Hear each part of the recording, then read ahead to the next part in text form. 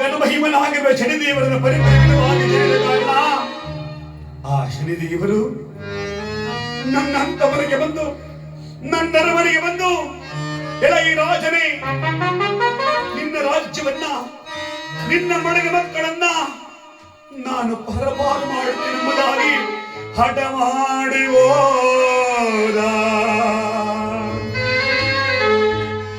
ಹಠ ಮಾಡಿ ಹೋದ.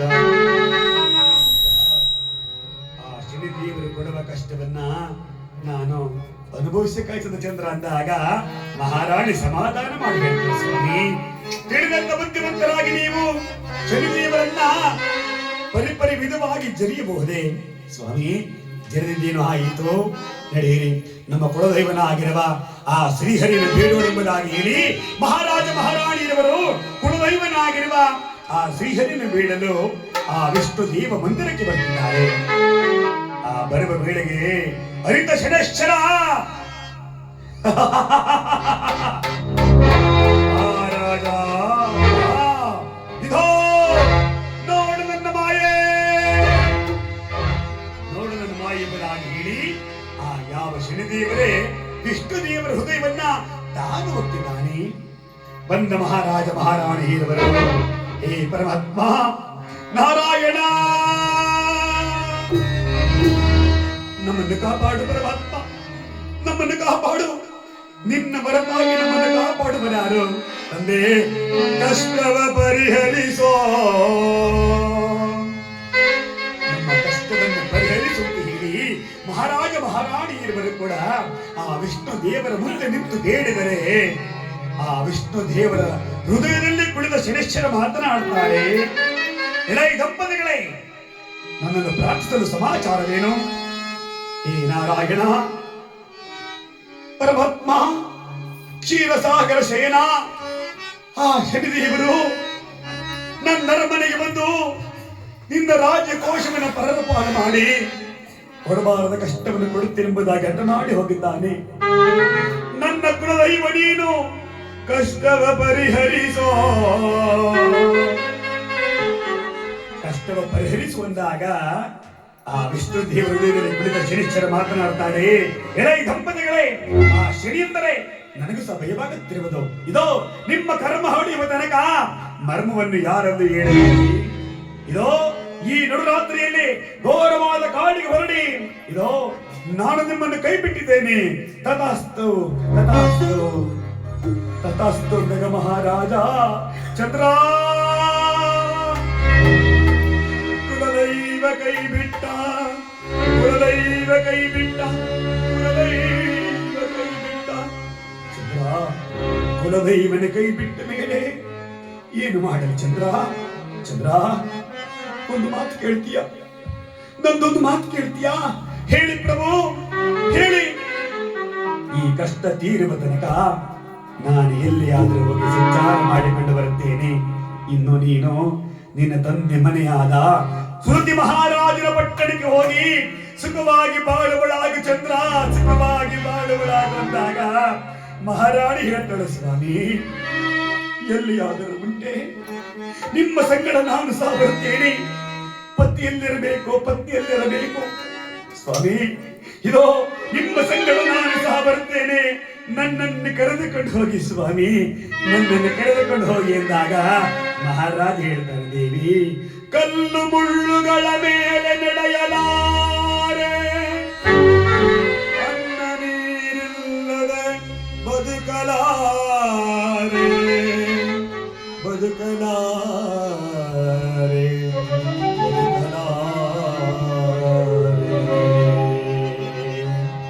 ಕಲ್ಲು ಮುಳ್ಳುಗಳು ತುಳಿಯಲಾರೆ, ಅನ್ನ ನೀರಲ್ಲದೆ ಬದುಕಲಾರೆ. ನನ್ನ ಮಾತು ಕೇಳು, ಗೌರವಾದ ಕಾಡಿಗೆ ಬರಬೇಡ ಅಂದರೆ ಮಹಾರಾಣಿ ಚಂದ್ರರಾಸಿ ಹೇಳ್ತಾಳೆ, ಸ್ವಾಮಿ ಇಲ್ಲ ಸ್ವಾಮಿ ನಾನು ಸಹ ನಿಮ್ಮ ಸಂಗಡ ಬರುತ್ತೇನೆ. ಸ್ವಾಮಿ ಪತಿಹ ಸನಿಹ ಸತಿಗೆ ಸುಖ ಸ್ವರ್ಗ ಸೋಪಾನ,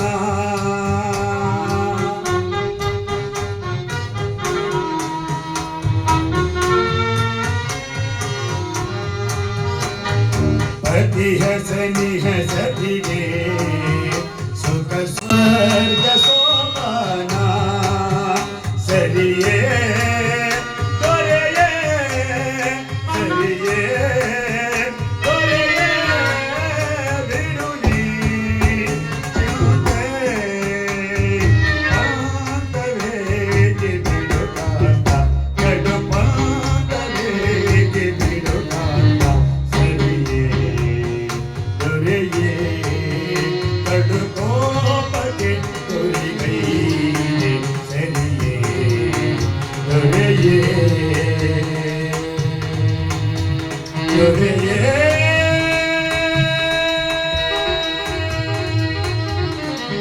ನಿಮಗಿದು ಸರಿಯೇ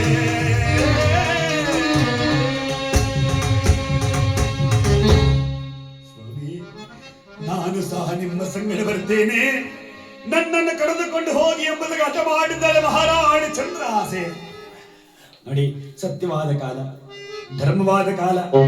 ಪತ್ತಿಗೆ ಬಂದ ಕಷ್ಟ ಪತ್ತಿಗೆ, ಪತ್ತಿಗೆ ಬಂದ ಕಷ್ಟ ಪತ್ತಿಗೆ ಅಂತ ಅವತ್ತಿನ ಕಾಲದಲ್ಲಿತ್ತು. ಇವತ್ತಿನ ಹೆಣ್ಮಕ್ಳವ್ರು ಯಪ್ಪ ಯಪ್ಪ ಯಪ್ಪ ಮದುವೆ ಮಾಡಿ ಹೆಣ್ಮಕ್ಳು ಕಳಿಸುವಾಗ ಅವತ್ತಿನ ಕಾಲ ಹೇಳರು, ಲೇ ಜಪ್ಪನ ಕಣವ, ಗಂಡನ ದೈವ ಅಂತ ಅನ್ಕೊಳವ, ಅತ್ತೆ ಮಾವನ ತಂದೆ ಅಂತ ತಿಳ್ಕೊಳವ ಅಂತ ಹೇಳಿ ಕಳಿಸೋದು. ಈಗ ಹಿಂಗಲ್ಲ, ನಿನ್ ಗಂಡ ನಿನ್ ಕೈಲಿರ್ಲಿ, ನಿನ್ ಗಂಡ ನಿನ್ ಕೈಲಿ ಜಪಾನ ಜೋಪಾನ ಬೀರುಕಿ ಜೋಪಾನ. ಅವತ್ತಿನ ಕಾಲ ಹಾಗಿತ್ತು. ಪತಿಯ ದೈವ ಗಂಡನ ದೈವ ಅಂತ ಹೇಳಿ ದಿನಕ್ಕೆ 2 ಬಾರಿ ನಮಸ್ಕಾರ ಮಾಡ್ಕೊಳ್ಳೋರು. ಯಾವಾಗ? ಒಂದು ಮಲಗುವಾಗ, ಬೆಳಿಗ್ಗೆ ಹೇಳುವಾಗ. ಈಗಲೂ ನಮಸ್ಕಾರ ಮಾಡ್ಕೊತಾರೆ. ಯಾವಾಗ?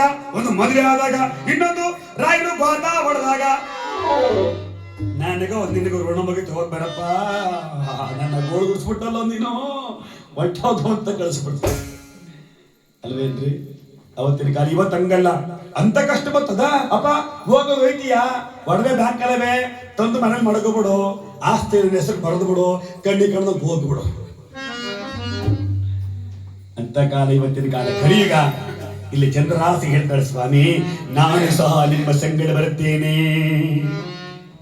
ಮಹಾರಾಜ ಹೇಳ್ತಾನೆ, ದೇವಿ ನಾನು ಎಷ್ಟು ವಿಧವಾಗಿ ಹೇಳಿದರು ನೀನು ನನ್ನ ಮಾತನ್ನೇ ಕೇಳುವುದಿಲ್ಲವಲ್ಲೇ. ಆಗಲಿ, ನಾನು ಅಶ್ವದಲಾಯಿಗೆ ಹೋಗಿ ಒಂದು ಅಶ್ವ ಹಿಡಿದುಕೊಂಡು ಬರುತ್ತೇನೆ. ನೀನು ಅರಮನೆಗೆ ಹೋಗು, ಕಷ್ಟ ಕಾಲಕ್ಕೆ ಬೇಕಾಗುವಂತಹ ಬಟ್ಟೆ ಗಟ್ಟೆ ತೆಗೆದುಕೊಂಡು ಬರುವಂತವಳಾಗು. ಆ ಸುರಂಗದ ಮಾರ್ಗದಲ್ಲಿ ಬಾ. ಈ ರಾತ್ರಿ ವೇಳೆಯಲ್ಲಿ ಪುರವನ್ನ ಬಿಟ್ಟು ಹೋಗಬಹುದಾಗಿ ಮಹಾರಾಜ ಮಹಾರಾಣಿಗೆ ಹೇಳಿ ಆ ದುರ್ಗ ಹಿಡಿಯಲು ಲಾಯಕ್ಕೆ ಬರ್ತಿದ್ದಾನೆ. ಆ ಬರುವ ವೇಳೆಗೆ ಆ ಲಾಯದ ಮುಂದೆ ನಿಂತ ಶನಿಶ್ಚರ ಸ್ವಾಮಿಯ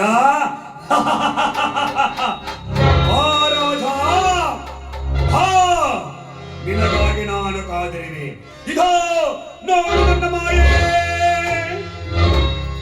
ನೋಡು ನನ್ನ ಮಾಯೆ ಎಂಬುದಾಗಿ ಶನಿಶ್ಚರ ಸ್ವಾಮಿ ಮನಸ್ಸನ್ನೇ ಒಂದು ಕುದುರೆಯನ್ನು ಮಾಡಿ ಆ ಕುದುರೆಯನ್ನ ಲಾಯದ ಮುಂದೆ ಬಿಟ್ಟು ತಾನು ಅದೃಷ್ಟನಾದ ಬಂದ ಮಹಾರಾಜ ಆ ಕುದುರೆಯನ್ನು ಹಿಡಿದುಕೊಂಡ. ಇಲ್ಲಿ ತುಂಬು ಗರ್ಭಿಣಿ ಮಹಾರಾಣಿ ಚಂದ್ರಹಾಸೆ ಆ ಬಟ್ಟೆ ಗಟ್ಟು ತೆಗೆದುಕೊಂಡು ಬಂದು, ಸ್ವಾಮಿ ನಡೀರಿ ಹೋಗೋಣ, ನಡೀರಿ ಹೋಗೋಣ ಎಂದರೆ ಮಹಾರಾಜ ಅಂತಾನೆ, ದೇವಿ ಹೋಗುವ ಮುನ್ನ ಈ ಕುದುರೆಗೆ ಪಾದ ಪೂಜೆಯನ್ನು ಮಾಡಿ ಮುಂದಕ್ಕಾದರೂ ಹೋಗೋಣ ಎಂಬುದಾಗಿ ಹೇಳಿ ಮಹಾರಾಜ ಮಹಾರಾಣಿ ಇರುವರು ಆ ಕುದುರೆಗೆ ಪಾದ ಪೂಜೆಯನ್ನು ಮಾಡಿ ಮಹಾರಾಜ ಒಂದು ಕೈಯಲ್ಲಿ ಆ ಕುದುರೆ ಲಗಾಮ ಹಿಡಿದುಕೊಂಡ, ಮತ್ತೊಂದು ಕೈಯಲ್ಲಿ ಚಂದ್ರಹಾಸ ಹಿಡಿದುಕೊಂಡು ಮಹಾರಾಜ ಮಹಾರಾಣಿ ಇರುವರು ಆ ನಡುರಾತ್ರಿಯಲ್ಲಿ ಆ ಕಳಿಂಗ ರಾಜ್ಯವನ್ನು ಬಿಟ್ಟು ಸುರಂಗದ ಮಾರ್ಗದಲ್ಲಿ ಹೋಗ್ತಾ ಇದ್ದಾರೆ. ಸುರಂಗ ಮಾರ್ಗದಲ್ಲಿ ಮೇಲ್ಭಾಗದಲ್ಲಿ ಒಂದು ನಿಂತು ನೋಡಿದರೆ ನಂದಾದೇವಿಗೆ ತಾನಾಗೆ ತಣ್ಣಗಾಗ್ತಾರೆ. ಅದನ್ನು ಕಂಡು ಮಹಾರಾಜಮ್ಮ, ಹೇ ರಾಜಲಕ್ಷ್ಮಿ, ಹೇ ರಾಜಲಕ್ಷ್ಮಿ, ಸತ್ಯವನ್ನು ಪಾಲಿಸಲು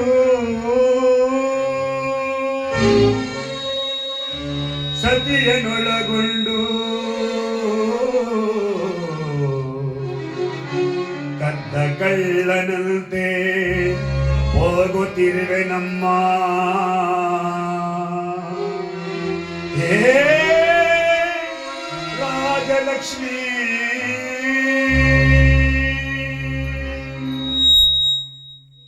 ಅಮ್ಮ, ಸತ್ಯವನ್ನು ಪರಿಪಾಲನೆ ಮಾಡುವ ಸಲುವಾಗಿ ಸತಿಯನ್ನೊಳಗೊಂಡು ನಾನು ಘೋರವಾದ ಕಾಡು ಹೋಗ್ತೇನೆ.